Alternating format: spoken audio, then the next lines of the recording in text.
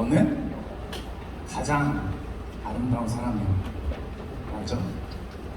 누구도 너 자신을 아프게 만들지 마. 그 누구도 너에게 상처 주게 만들지 마. 만약에 너에게 피해를 주는 사람이 있다면 걸러도 돼. 그런 사람에게 시간 낭비할 필요 없어. 너의 감정을 소모하지 마. 못하러 그런 사람 만나니? 너가 더 소중한 사람인데? 너 자신에게 투자하기도 아까운 시간이잖아. 아까운 인생이잖아. 여러분 이런 얘기 많이 들어보셨습니까? 근 몇 년 동안 미디어 사역을 하면서 인스타그램, 페이스북, 유튜브를 켤 때마다 거의 매일같이 이런 콘텐츠를 발견하곤 해요. 여러분도 그렇습니까? 너 자신이 가장 소중해. 너를 가장 사랑해야 해. 너를 지켜야만 해. 그 누구도 너를 위하지 않아. 너가 너를 지키지 않으면 세상 살기 정말 힘들다. 현실은 쉽지 않아. 끊임없이 우리들에게 들려오는 메시지예요. 성경에 보니까 이런 표현이 있습니다. 음란한 백성. 뭐라고요? 음란한 백성. 음란하면 뭐가 떠올라요? 야한 것? 뭐 야동? 성경이 말하는 음란함은 고작 그것만 얘기하는 건 아닙니다. 죄송해요. 그것도 고작은 아니죠. 그러나 성경이 말하는 음란함은 그것보다 훨씬 더 깊은 걸 이야기합니다.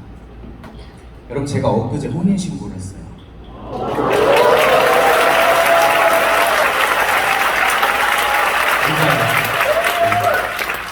정말 많은 2,000명한테 축하받았어요. 저기 제 아내가 있는데.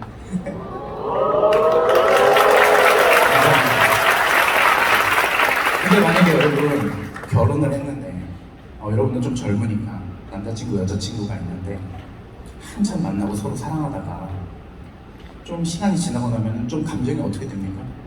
식어요. 누구로 들어요? 익숙해져요.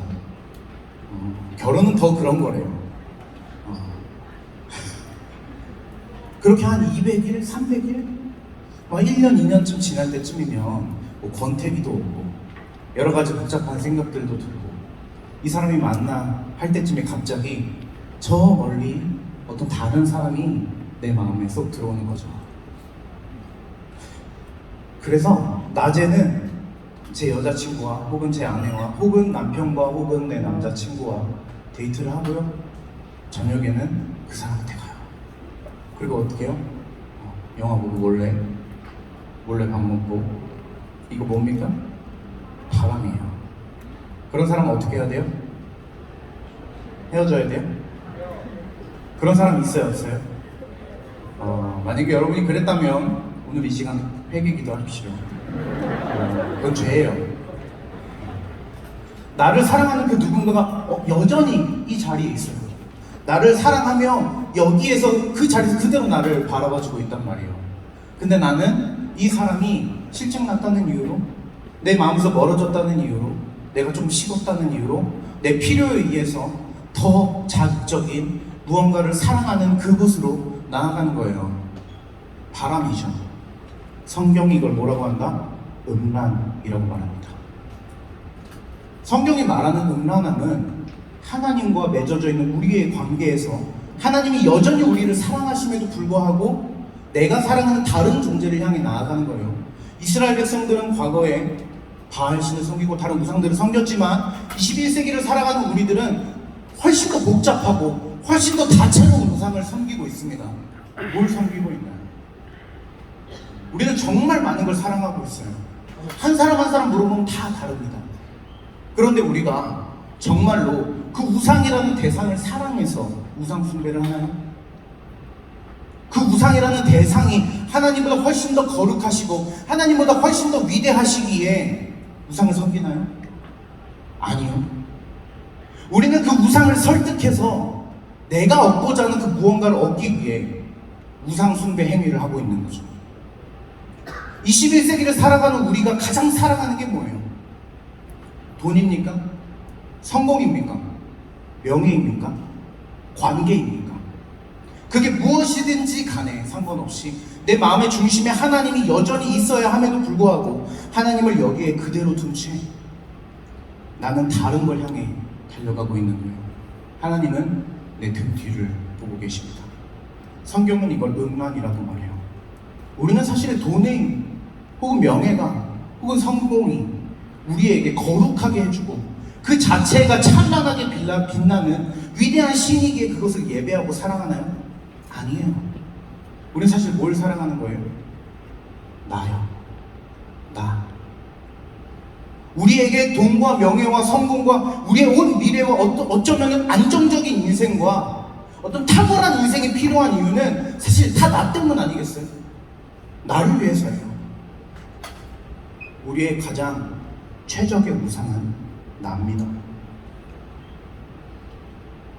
더 이상 누군가 너에게 상처를 주려 할 때 그 누구도 너의 마음 깊숙한 곳에 들어오게 만들지 마. 아무도 믿지 마. 넌 가장 사랑스러운 존재야. 너만 생각해. 그 누구도 널 위하지 않아. 너만을 사랑해.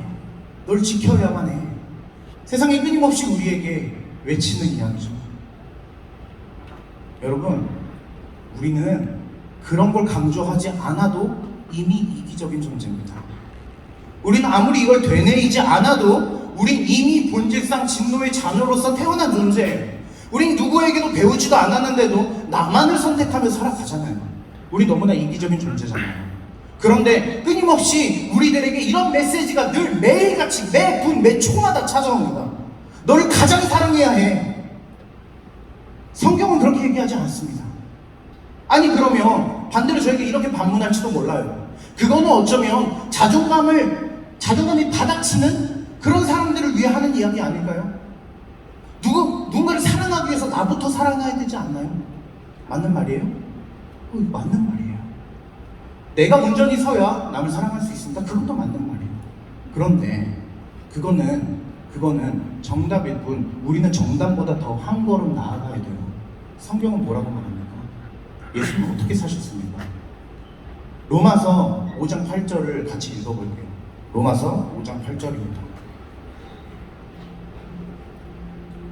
우리가 아직 죄인 되었을 때 그리스도께서 우리를 위하여 죽으심으로 하나님께서 우리에 대한 자기의 사랑을 확증하셨느니라. 아멘. 우리가 아직도 죄인 되었을 때에 하나님께서 우리를 사랑하셔서 여전히 죄를 짓고 우상을 섬기려 저 방향으로 달려가고 있는 우리 등 뒤를 향하여 하나님이 우리를 바라보시고 저 배신자 새끼라고 하지 않으시고 우리의 등 뒤를 향해 사랑한다 말씀하시며 자신의 하나밖에 없는 아들 예수를 십자가에 올리시는 거예요. 기독교는 그런 종교입니다. 세상에 하나밖에 없는 종교이자 다른 것이 종교면 기독교는 종교가 아니에요. 기독교가 종교라면 다른 것이 종교일 수가 없는 유일무이한 것이니 신이 인간을 위하여 그냥 인간도 아닌 배신한 인간을 향하여 자신의 아들을 기꺼이 내어주신 것입니다. 우리는 더 이상 이렇게 살아서는 안 돼요. 예수님을 닮아야 합니다. 만약 예수님이 내가 가장 소중이라고 말씀하셨다면, 만약 예수님이 나를 지켜야 해 라고 생각하셨다면 예수님은 십자가 앞에서 머뭇거리셨을 거예요. 그리고 이렇게 생각하셨을 겁니다. 내가 왜? 내가 못하러 저런 놈들을 위하여 왜? 쟤네들이 나에게 해준 게 뭐가 있다고 내가 굳이 왜 십자가를 져야 해? 난 그 길을 가지 않을 테야. 우린 예수를 닮아야 합니다. 세상에 끊임없이 너만 소중해라고 말할 때 우린 나를 소중히 여기시는 하나님을 향하여 나의 믿음을 다시 한번 겸비해서 세상을 품고 이웃을 사랑해야만 합니다. 빌립보서 2장을 읽어봅시다. 우리 정말 마음을 다해서 뜻을 다해서 한 단어, 한 구절, 한 글자까지도 나의 마음에 새기면서 같이 천천히 읽어봅시다. 시작! 마음을 같이하여 같은 사랑을 가지고 뜻을 합하여 한 마음을 품어 아무 일에든지 다툼으로나 허용으로 하지 말고 오직 겸손한 마음으로 각각 자기보다 남을 낮게 여기고 각각 자기 일을 돌볼 뿐더러 또한 각각 다른 사람의 일을 돌보아 나의 기쁨을 충만하게 하라. 너희 안에 이 마음을 품으라. 곧 그리스도 예수의 마음이니 그는 근본 하나님의 본체시나 하나님과 동등됨을 취할 것으로 여기지 아니하시고 오히려 자기를 비워 종의 형체를 가지사 사람들과 같이 되셨고 사람의 모양으로 나타나사 자기를 낮추시고 죽기까지 복종하셨으니 곧 십자가에 죽으심이라. 이러므로 하나님이 그를 지극히 높여 모든 이름 위에 뛰어난 이름을 주사 하늘에 있는 자들과 땅에 있는 자들과 땅 위에 있는 자들로 모든 무릎을 예수의 이름에 꿇게 하시고 모든 입으로 예수 그리스도를 주라 하시나요. 하나님 아버지께 영광을 돌리게 하라 하셨느니라. 아멘. 여러분, 하나님을 위하여 사시고 여러분, 남을 위하여 사는 것을 멈추시고 내 이웃을 위하여 사십시오. 우리는 더 이상 남을 소중히 여길 필요 없습니다. 왜냐하면 하나님이 나를 소중히 여기시니까. 나를 지키려 애쓰지 마십시오. 왜냐하면 하나님이 나를 지키시니까.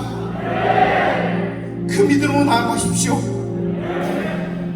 우리 함께 눈을 감고 기도합시다.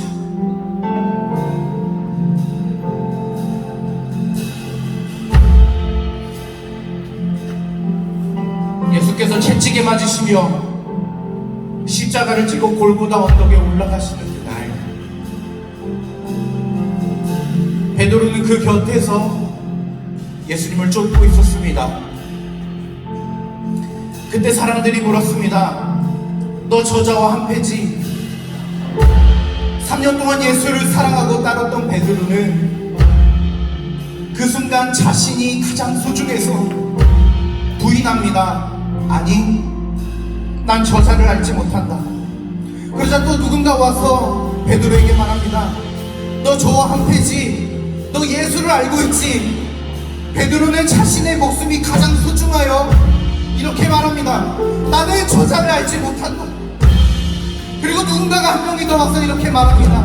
너 저자와 같은 도당이지, 같은 믿음을 갖고 있지, 너 같은 고향이지. 아니, 나는 저런 쓰레기 같은 예수를 알지 못한다. 나는 저런 사형수를 알지 못한다. 그렇게 예수는 죽고 물과 피를 다 쏟아 다시는 돌아올 것 같지 않은 죽음의 길로 가셨습니다. 3년 동안 놀라운 은혜와 사랑을 느꼈던 제자들과 그리고 베드로는 다시 자신의 자리로 돌아가 그물을 던지고 배를 끌고 하루하루 어부일로 다시 자신의 일상으로 돌아갔을 때 저 멀리서 어디서 많이 봤던 그분이 보이는 겁니다. 배를 육지로 점점 끌고 가자 저 멀리 내가 사랑하던 예수님이 서 있는 거예요. 베드로는 자신의 잘못을 깨닫지도 못하고 기억하지도 못하고 첨벙첨벙 무리를 뛰어 예수님을 향해 달려갑니다. 베드로가 예수님을 끌어안고 예수님, 그때 예수님이 이렇게 말씀하십니다. 베드로야, 밥 먹었니? 베드로야, 밥 먹었니? 야, 이 배신자야 하지 않으시고, 야, 이 나쁜 새끼야 라고 하지 않으시고, 밥 먹자 하시며 베드로에게 물어보십니다. 요한의 아들 시몬아, 너가 나 사랑하니? 베드로는 차마 대답할 수 없는 거예요. 어떻게 대답하겠습니까? 어떻게 대답하겠어요? 염치가 있죠. 저도 사람인데요. 주님, 제가 주님을 사랑하는 걸 주님이 아십니다. 두 번째 물어보십니다. 요한의 아들 시몬아, 너가 나를 사랑하니? 주님, 제가 주님을 사랑하는 줄을 주님이 아십니다. 요한의 아들 시몬아, 너가 나를 사랑하니? 주님, 제가 주님을 사랑하는 줄을 주님이 아십니다. 예수님은 친히 3번 물어보심으로 베드로가 3번 부인한 그 파렴치한 배신을 덮어주십니다. 그리고 오늘 이 시간 예수님께서는 여러분의 죄를 덮으시고 여러분의 이기심을 덮으시고 여러분이 여러분만 챙기려는 그 정말 악한 여러분의 마음 깊은 그 죄를 덮으시고 여러분이 하나님을 등지고 우상을 향해 달려갔던 그 하루하루의 죄를 덮으시고 말씀하십니다. 나의 양을 쳐라, 내 양을 책임져라, 내가 너에게 맡기고 떠나겠노라. 오늘 여러분에게 동일하게 부탁하십니다. 너에게 나의 양들을 부탁한다. 너의 가족과 너의 친구와 너의 동료와 너의 이웃들을 부탁한다. 그들을 사랑해주고 그들을 보살펴주고 그들을 지켜주어라. 내가 너를 지킬 터이니 너는 그들을 지켜주어라. 아멘. 여러분, 기도로 나아갑시다. 하나님, 더 이상 제가 저를 지키지 않고 하나님께서 우리를 지켜주시기에 우리에게 허락한 양들을 지키겠사오니 하나님, 우리에게 하나님의 사랑을 넘겨주셔서 아버지, 우리가 예수가 될 수 있도록 작은 예수가 될 수 있도록 지혜 도와주셔서 우리 함께 이 한 마음과 주님의 이름으로 부르짖고 기도하겠습니다.